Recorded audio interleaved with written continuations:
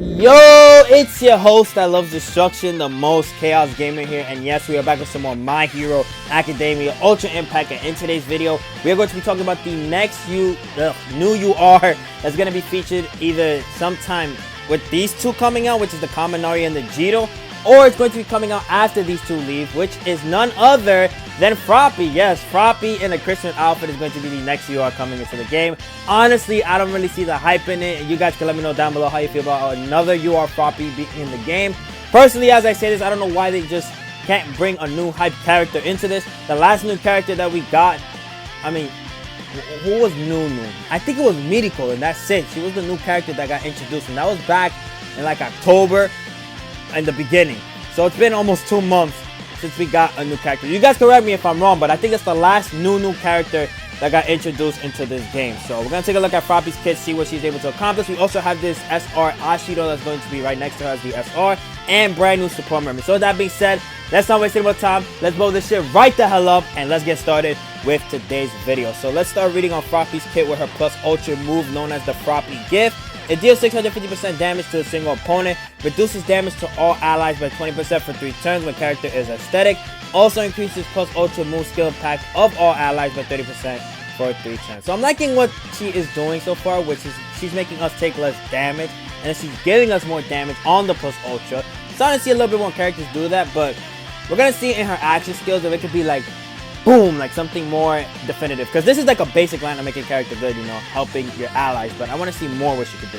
So her first action skill, which is going to be the evasive support, regenerates HP of all allies by 10% for 2 turns when character is aesthetic, then reduces damage to all allies by 20% for 3 turns, and then also increases speed of all allies by 30% for 3 turns, and the cooldown is for 6 turns. Alright, I like this right here. You know why? I'm going to tell you right now, because if she's able to get her plus ultra, you can stack the damage reduction, I think, with the first action skill and the plus ultra, and then bam, you got 40% damage reduction. You're not taking damage at all. And then on top of that, she's increasing your speed by a lot as well, so you could be faster than your opponent. And on top of that, is regenerating HP. Now, mind you, the HP is low, but I understand why, because she's doing a bunch of other stuff in this first action skill. So they're like, and we gotta tone it down a little bit to where her HP is decreased. And then if you stack it on top of somebody giving her reduced action skill cooldown time, she's going to be able to do this in 4 turns rather than 6 turns. I mean, 5 turns if you got the person that does it by 1, that's but by 2, that's going to be amazing right here. So her second action skill, which is going to be the Froppy kick, deals 400% damage to a single opponent, makes all characters aesthetic for 4 turns. When character is affected by a damage down, also decreases the opponent's power by 20% for 4 turns. The cooldown is for 4 turns. I like this skill. The only one problem is that you need to be affected by damage down. Now, if there's a super crazy character that does that, sure, this could be useful. But I don't like when they gate something behind a certain condition. They should have just left it the way it was. But this skill is looking good. The first auto skill, which is going to be the flexible thinking. When a wave starts, makes all characters aesthetic for 3 turns and decreases power of all opponents by 25% for 3 turns. I like that because we're taking even less damage. Second auto skill, which is going to be the peace of mind, decreases skill impact of all allies by 30% when character is affected by damage down. Once per battle when HP is below 50%, reduces damage to character by 20% for 3 turns, and then regenerates character's HP by 20% for 3 turns. So overall, this Froppy's looking like a good support character. Nothing like, oh my god, she's one of the best in the game, but she's looking like a good support character, especially the fact that you can stack the first action skill and the plus ultra, because you're not going to be taking any damage at all. And also with the first action skill, she's going to make it to where you are going to be faster. So that's what we like to see from support characters, just being all that help that we need so we can win the fight as easily as possible. The only thing, or not actually the only thing, the only 2 things that they could have made better: 1, the HP, but I do understand. I wish the HP regeneration was like by 20%. That would have been fire right there. And another thing is the damage down. If they would have got rid of that, that would have made this Froppy a whole lot better. But now, let's take a look at the SR that's going to be featured with her. Mostly SRs are trash, but hey, let's see. Maybe something might be different with this one. Ashido. Plus ultra move, which is going to be the acid shot, deals 500% damage to a single opponent. Showing character's action skill cooldown time by 1. Also makes character aesthetic for 3 turns. Alright, this is a okay-ish. I mean, the aesthetic is good. She's going to be able to get her plus ultra gauge faster. And the fact that she's reducing the action skill cooldown time, by 1. That's alright-ish. You guys already know how I feel about that. First action skill, which is going to be the Acid Present, increases skill impact of all allies by 25% for 3 turns. Then increases plus ultra gauge of all allies by 30%. Shortens action skill cooldown time of all allies by 1 when character is affected by damage down and the cooldown is for 6 turns. Okay, so this first action skill I actually like. Not because of the end. The end is whatever. I don't care.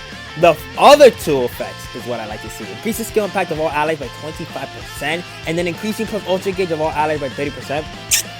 Oh my god, that is amazing. I'm glad now. I'm starting to notice this trend that they're trying to make SR support perfect. That's all they have to do is just support. They don't even got to do crazy amount of damage. Just make them more valuable as this type of role than the other roles that y'all try to commit back in the day by trying to make them like basically super nerfed versions of URs, which it didn't work out because nobody's using the SRs at all. Nobody at all. I can see this character already being kind of useful in like PvE content and all that stuff. Second action skill, which is going to be the Acid Shot, does 300% damage to a single opponent, decreases the opponent's defense by 20% for 3 turns, then also reduces damage to character by 20% for 3 turns when the opponent's power is decreased and the cooldown is for 4 turns. This, I like to see. This is alright right here because we're going to be able to make it to where she can do more damage and her allies are able to do more damage. Also, she can take less damage from the attacks of the opponents because SRs can get hit very hard. So the fact that she has damage reduction on this, again, beautiful. And then with the damage reduction that she has, stack it on top of the fact that Froppy's giving damage reduction as well, nobody's going to be taking damage from these 2 at all. That's nice. Okay, we got a nice little tanky team going on with these 2 right here. So now we got the first auto skill, which is going to be the Cheerful Girl. Increases character's power by 30%. Also decreases power of a single opponent by 20% for 3 turns when a wave starts. Then we got the second auto skill, which is going to be the Spritely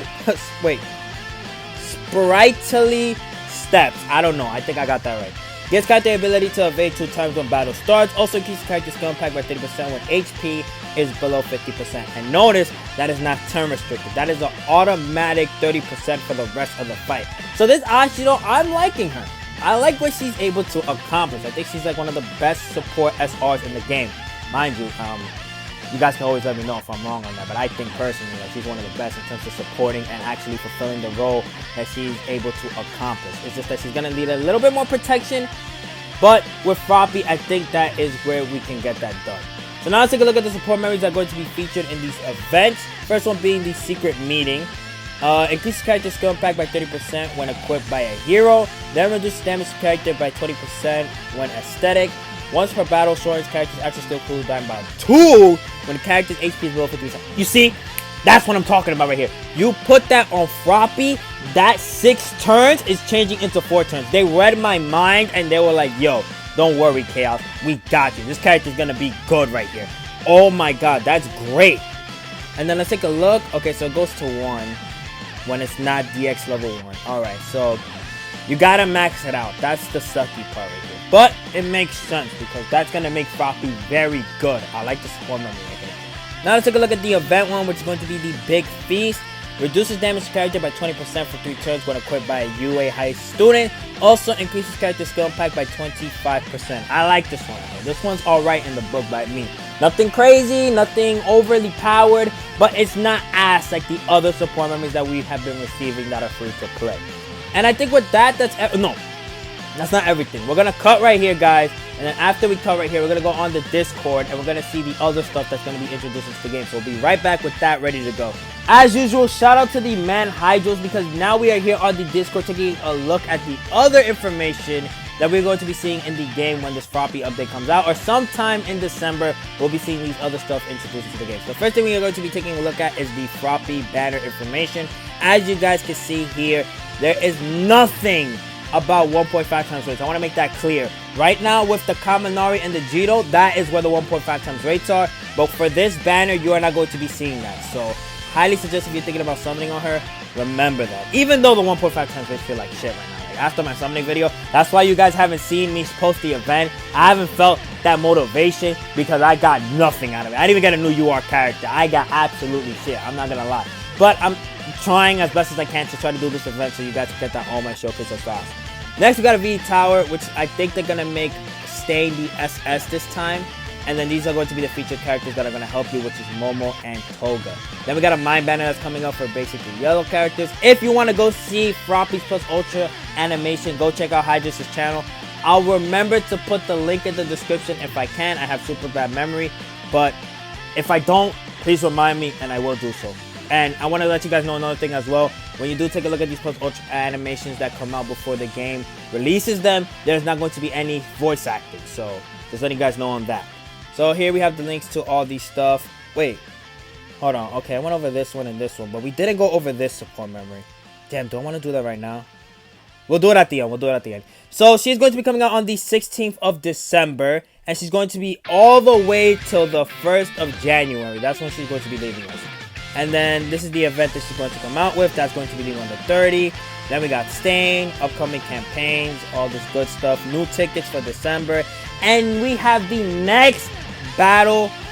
I said it wrong. Climax battles, which is going to be, I think, Best Genius. It looks like Best Genius, but no, it is Best Genius. Okay, I see the buckle on his face. Yeah, so the next free-to-play UR that we're going to be getting into the game is none other than Best Genius. He is going to be coming out on the 21st of December. Most likely we are going to need Froppy for this, but that is my assumption. Let me know how you guys feel that we are finally getting a new UR character that is going to be Climax Battle. I mean, everybody knows that Climax Battle is going to be extremely difficult, so let's see if this Froppy could cut it or not. If not, I guess we're going to need another type of character, which is going to be the Kaminari or the Jito.